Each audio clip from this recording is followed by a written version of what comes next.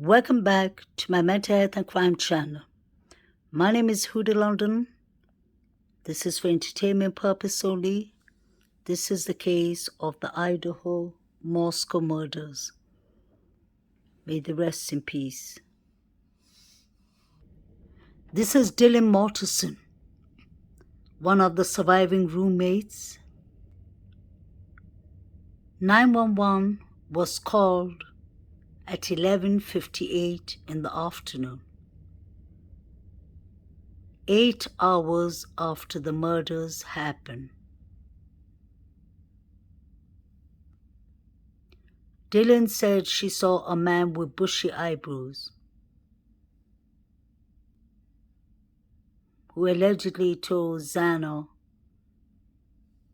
"I'm here to help you." And as we know, Xana Kernodle, Eaton, Chippin, Xana Kernodle, his room is on the opposite side of Dylan Mortensen. Why didn't Dylan call law enforcement? I don't understand that there's the flight, fight, and freeze mode. I don't understand that as a mental health counselor. But I would assume that once you see someone who isn't supposed to be in the house and you heard all the screaming, you would obviously lock your door, but as soon as they left the property, you would have called law enforcement. Law enforcement, the first officers that came into the crime scene said the smell of the blood, trigger warning, was really obvious.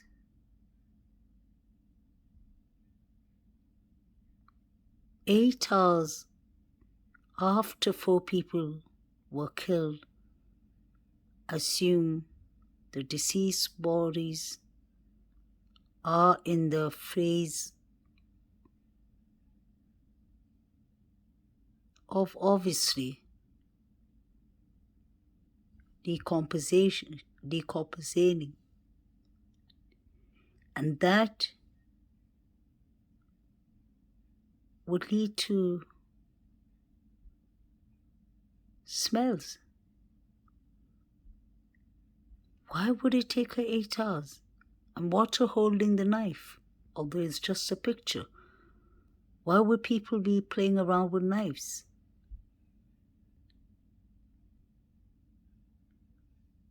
Wouldn't Dylan have been scared for life? As soon as she saw a man with a mask and bushy eyebrows who wasn't supposed to be there? And why did multiple people call 911 and say there was an unconscious person? Couldn't they see the bloody scene, the bloody crime scene, like the coroner said? Something doesn't add up. Trigger warning. This was the Facebook pictures of John Showalter, Jack John Showalter. He was the guy in the hoodie and the cap underneath the hoodie who was with Kaylee and Maddie at the food truck club. You can clearly see, although he was hunting here, we can clearly see he has hunting skills. And he's quite proud of that with his thumbs up. That is him. I wonder if he could have possibly, allegedly, skinned the dog that was found.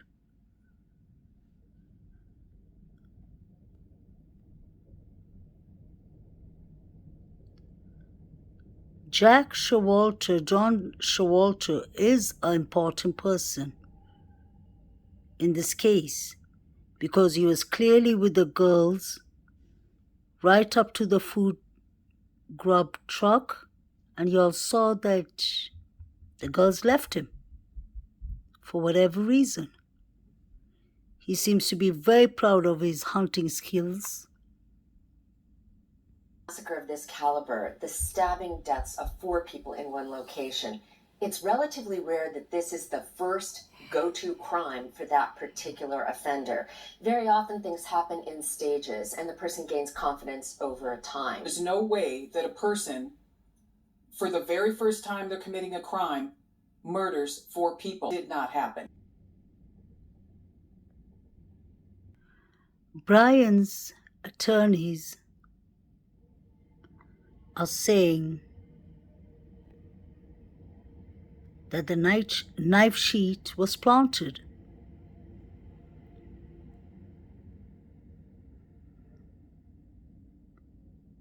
If that is the case, then whoever could be involved in this crime possibly knows Brian Koberger or is from Washington Pullman. I believe that's a stretch, but it's very interesting to hear what alibi Brian Koberger's defense team comes with. The victims ahead of time, and at least 12 prior occasions prior to November 13th, his phone was in the area of the residence. All of these occasions, except for one, occurred in the late evening and early morning hours. For me, that signals premeditation and planning, and why he's being charged with first-degree murder.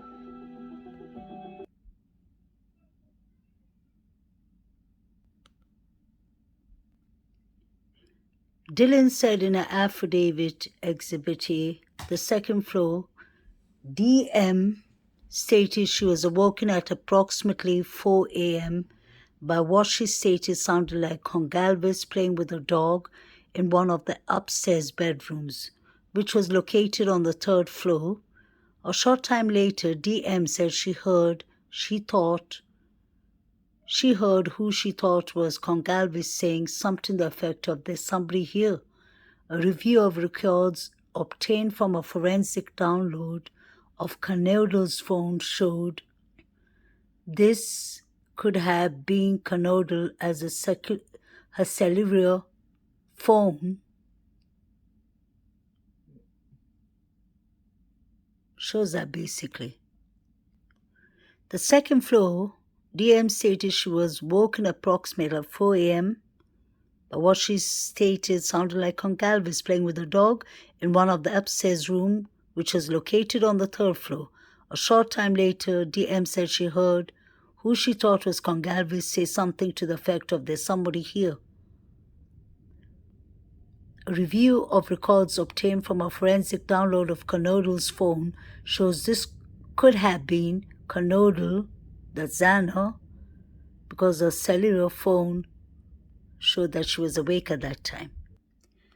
Xana receives the DoorDash at 4:05 a.m.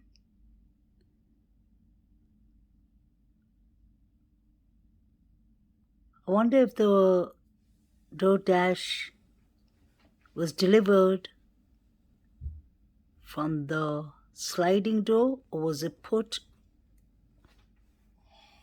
in front of the door? I wonder if the suspect got a chance to come in while Xana Canodle went to get the delivery. Maybe without her realizing, somebody entered after her. I just can't get over how thrilled Dylan looks with a massive weapon in a hand. I don't understand who would take a picture with a sharp-edged knife. Kind of strange.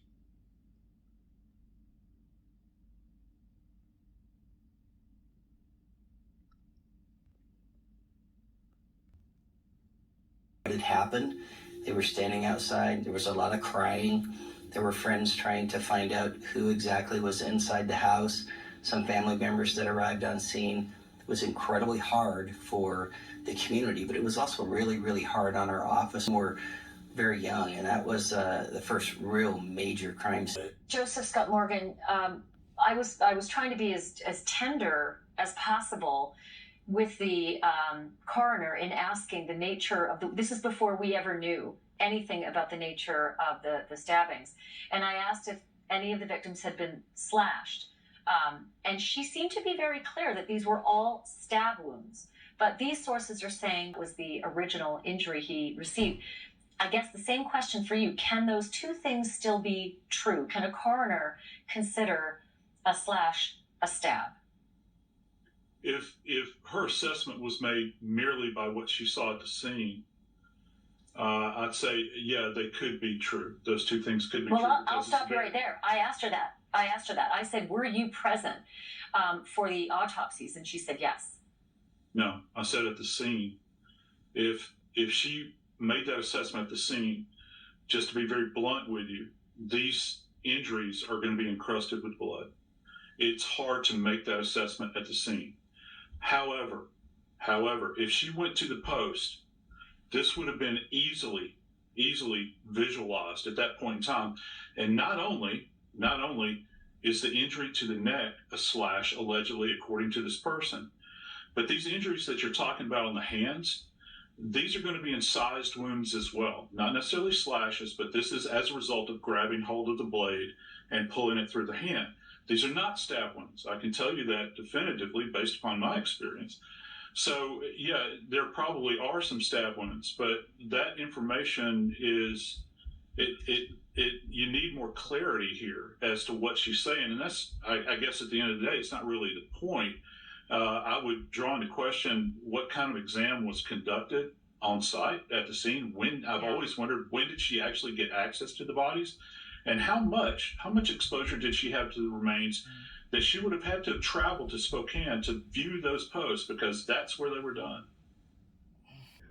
Obviously, we can't take all this information as facts because they are from sources like Banfield said, but it is kind of interesting to know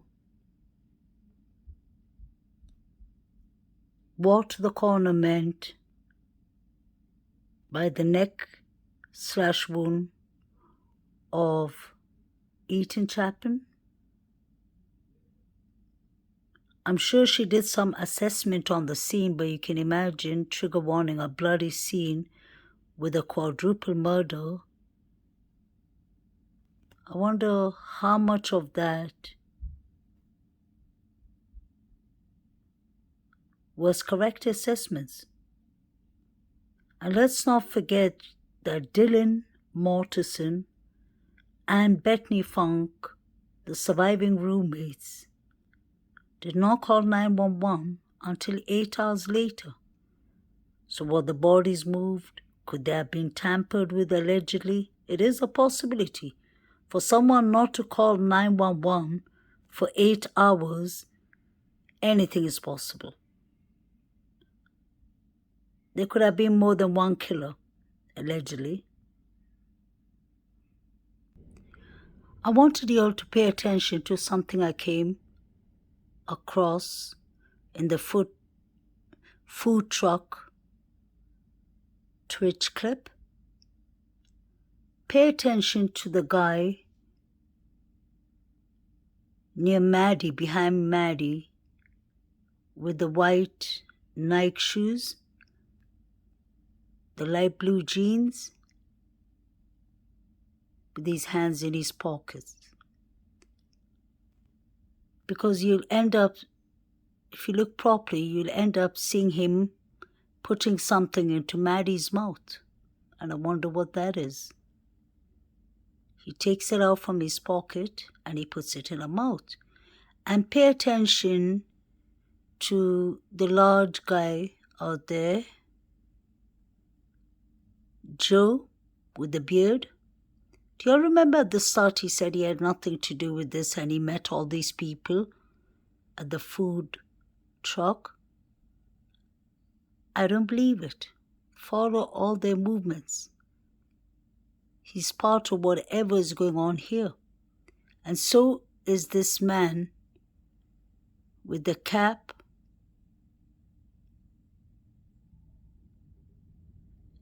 and he has his arm around his girlfriend, I guess, with the white jacket.